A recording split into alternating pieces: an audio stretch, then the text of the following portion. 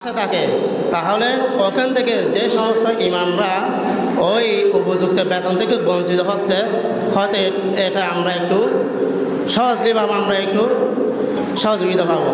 এবং আমরা যারা ইমামের চাকরিতে পেশায় আছি, সমাজের নিম্নস্তর থেকে সর্বোচ্চ স্তরের মানুষ ইমামের পিছনে একতা করে, সবাই ইমামকে শ্রদ্ধা করে সেদিকে গিয়ে চালনা করতে সক্ষম হব।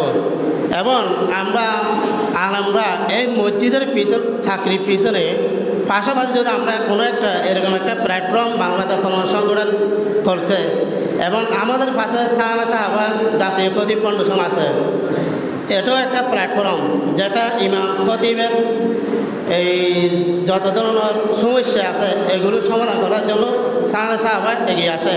ঠিক আমি আশা করব এই মানবতা কল্যাণ সংগঠন এগিয়ে আসবে। কিন্তু আমাদেরকে শুধু আমরা মসজিদের চাকরি এটা নিয়ে বা বসে থাকবো, এটা নিয়ে আমরা জীবন পরিচালনা করবো, এটা নিয়ে আমরা বসে থাকতে হবে না। আমাদের পাশাপাশি একটা কিছুটা ব্যবসা বাণিজ্য এরকম কিছু একটা আমরা ইমাম খতিবরা মিলে যদি একটা প্ল্যাটফর্ম তৈরি করতে পারি, আমরা ইনশাল্লাহ আরও এগিয়ে আসতে পারবো।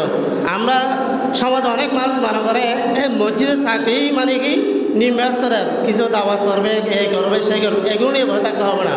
আমাদের এর বাহিরেও কিছু করে এগিয়ে আসতে হবে। এবং এই মানবতার কল্যাণ সংগঠনকে আমি অত্যন্ত আন্তরিকভাবে মোবারক জানাচ্ছি। এরকম একটি মুহূর্তে অনুষ্ঠান করে আমরা আলেমদেরকে একটু এগিয়ে আসার জন্য সুযোগ করে দেওয়া।